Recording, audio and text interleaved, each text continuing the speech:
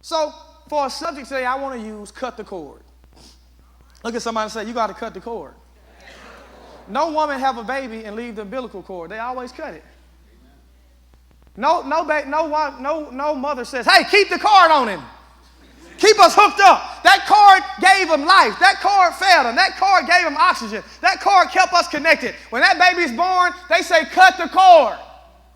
Which means now this baby's life that was totally dependent on you is not totally dependent on you now. Now this person can grow up and be dependent on God. This person is going to grow up and have a life of their own. How many of you know you can be 40 years old and been married 20 years and still be connected by the cord to your mama? Oh, some of y'all said, I'm finna like this. I felt y'all then. You was like, I'm finna like this today. How many of you know you can be 50 years old and still have the cord on you? So as I was praying last night, God said he was going to do something great. I was eating lamb chops at about 9 o'clock, and I took the wife out. We had a nice date night. We was out with some friends. We was talking crazy, talking church, talking about all this stuff. And one part of my mind was thinking about the conversation. The other part, God was talking to me. He said, tell them then, let me show them in the Bible. Show them Moses. Moses lived in his father's, Pharaoh's house for 40 years. But God said, Moses, I need to use you to do something great. I need to take you from where you are, and I need to put you in a place that you've never been. I need to do some things in your life that's going to be for you and your family and your generation. I need to take you out of where you are in your comfort zone. So for 40 years, he grew up in Pharaoh's house. Went to the backside of the desert for another 40 years while God trained him. 40 years later, a burning bush happened, and God says, take your shoes off the ground you're standing on, this holy ground. You go to Pharaoh and tell him, let my people go. Then he said, it ain't going to be enough for some people. You need to tell them about Abraham, how Abram his name meant high father. And God said, Abram, I don't want you to be high father for the rest of your life. I want you to be father of many nations. I'm going to make your name great. I'm going to bless you. So you know what I got to do for you too? I got to cut the cord, Abraham. Abraham was an old man. Cut the cord. I want you to go to a land that I'm going to show you. The cord had to be cut. Some of us got problems in our marriages and our relationships right now. Even single people, we having issues right now because the cord is not cut. We're still connected to our Father's house. Some of us being in here, we can't treat our wife the way we want to treat her because we're still connected to our Father's house. Some of us women, we can't treat our spouses the way we need to in our marriage. It seems like it hits a level that we can't break. It feels like it's a bubble that you just can't get past. It feels like it's a ceiling that you can't break. It's all because sometimes you can be married 20 years and still have the cord hooked to you. The cord. The cord. Pastor, what in the heck do you mean when you say a cord? Watch this. Genesis chapter 2, verse 24 said this. Let's go. Y'all ready? Genesis chapter 2, verse 24. It says this. For this cause shall a man leave his father and his mother, and he shall be joined unto his wife, and they'll become one flesh. Or the King James Version said he'll cleave to his wife, and they'll become one flesh. So that means there's a separation between you when you leave your father's house. So what do you mean when you say that? See, first of all, we got to change our core values. You know what our core values are? Those are the laws of first truth. Some of us grew up in an orphanage. Some of us grew up in foster house. Some of us grew up with our parents. Some of us grew up in the street. And that's where we learned our core values. This is where we learned them. Think about it. We learn. See, so what you got to do is you got to give yourself a blank page now and say, I'm going to forget the good, the bad, and the ugly from where I come from so I can have my own family now. I don't have to take, my daddy, man, he said, how boy we were the parent. Go out there, I go home, I tell her, go out there, feed them hogs, and have that chicken ready when I get in the house. That's what my daddy did. Your wife from California, she's never seen a hog.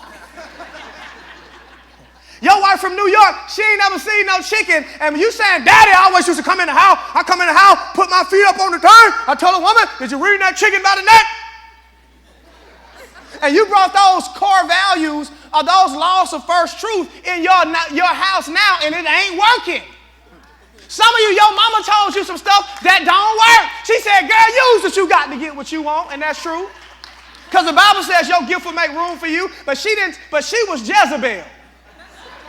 She manipulated Papa. She manipulated with the booty. She manipulated with the chicken. She ran his life and ran him crazy. And you got a man who ain't gonna be, he ain't with it. He ain't gonna let you run him crazy. He ain't gonna let you do booty manipulation. Listen, and now you got problems, Jezebel.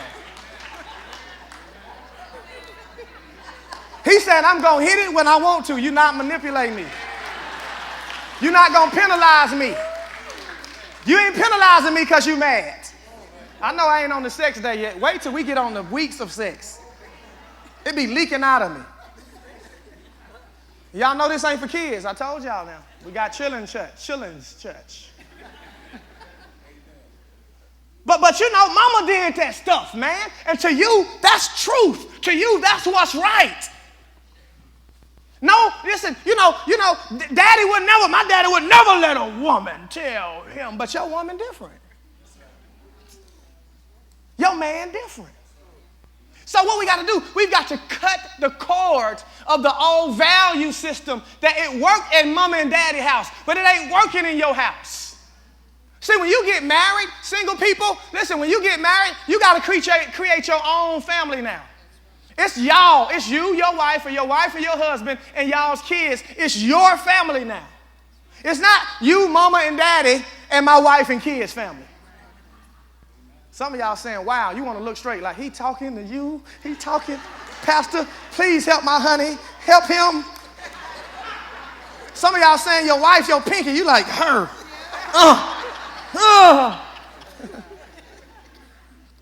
Please. Some of you on that TV right now on the bed. Your wife sleep. You like, please, Lord, tell him. Husband snoring, tell him.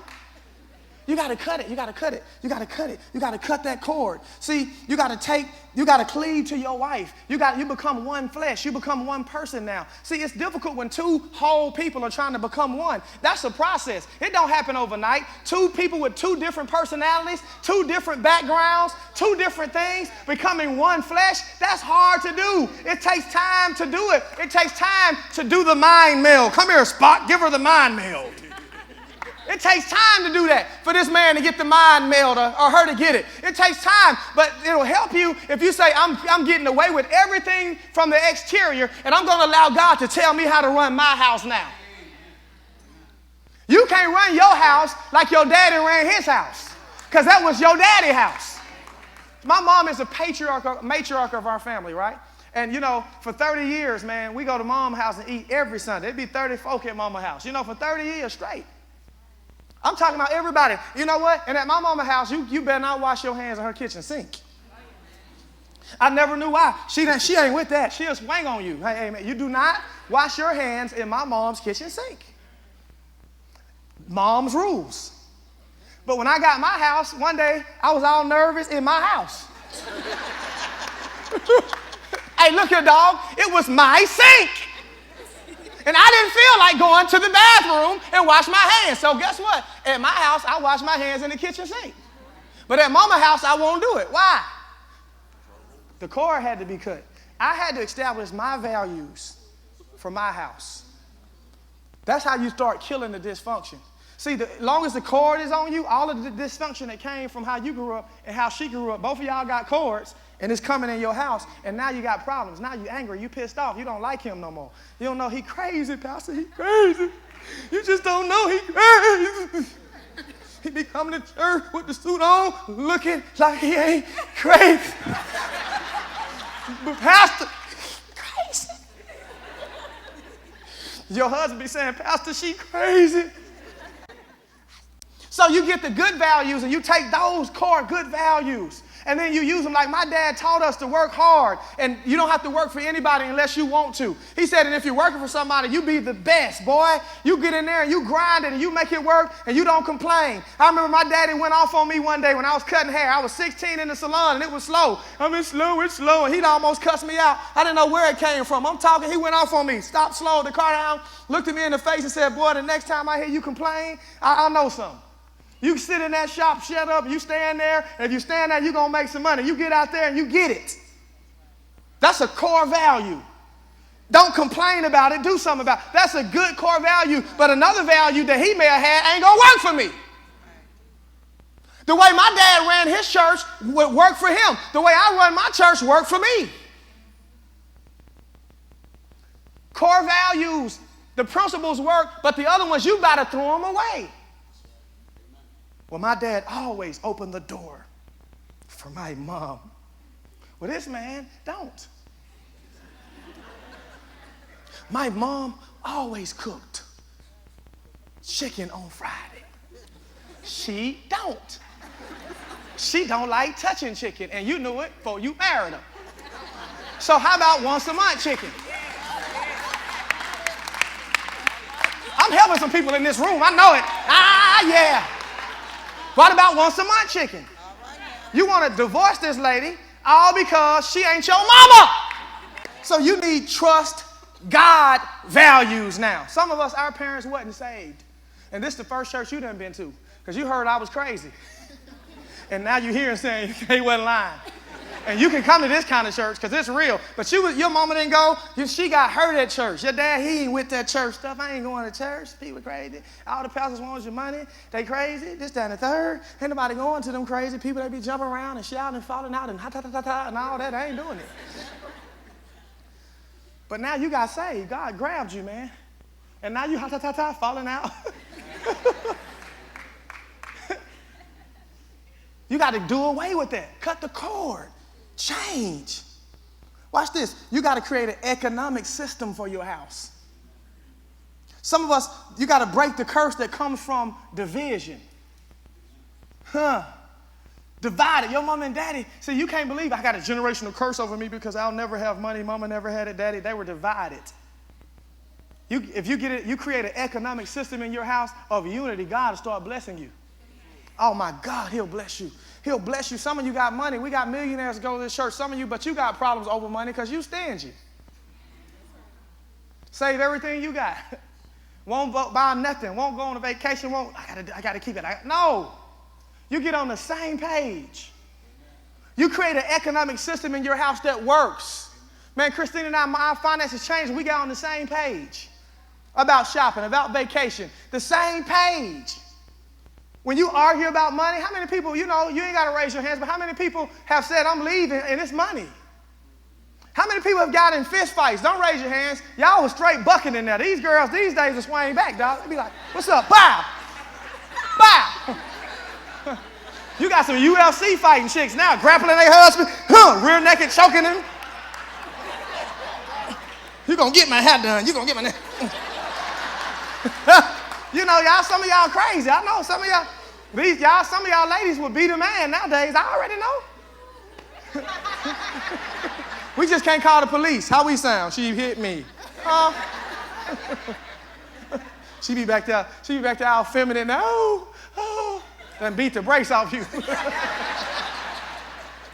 My mama told me never let a man talk to you like this. This man got a concussion. You beat this man up. All because you're not on the same page.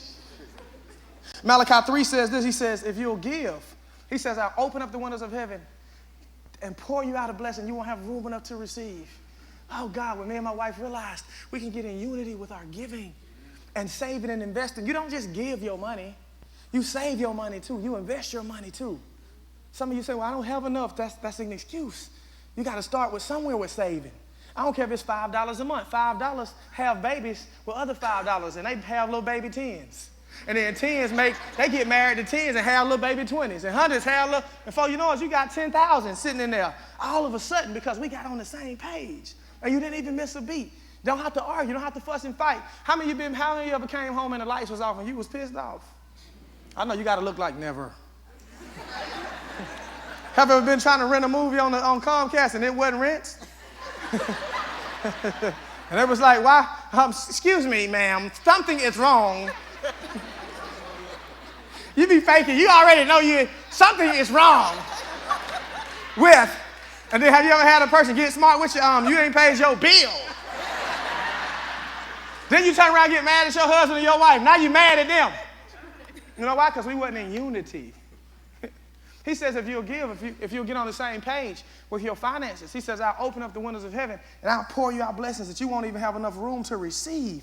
And then I'll rebuke the devourer. Come on, iPad, for your sake. My thing just flipped around on me. I'm like, okay. See, you got to agree. I hope y'all listen to me, couples. You've got to agree. And if you're single, watch this. Don't marry a man or a woman who won't agree to prosper. Let me tell you something. If you're single, oh, I feel it. Y'all finna have to teach me how to duck in. Let me tell you, look, listen, two things you got to talk about. And I can't talk about sex today because I ain't there yet. But two things you need to talk about when you date. You need to talk about sex. Don't have it. But you need to make sure you're going to be sexually compatible. You need to ask questions. Are you horny often? And how often are you? Y'all want to be funny, right?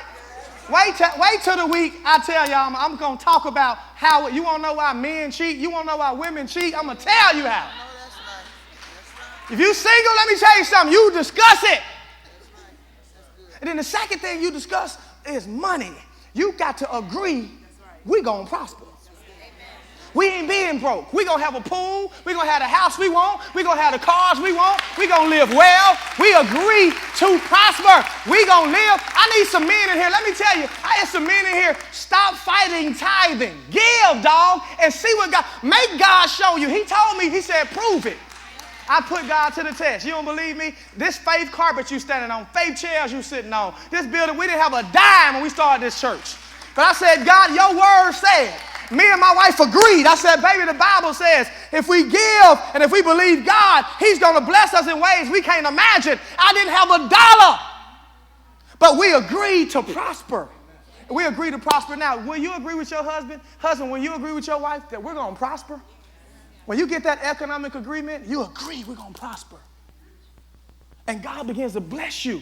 And a lot of stress come off of you when you ain't broke. Oh, I wish I had some people in here with me. It come off of you.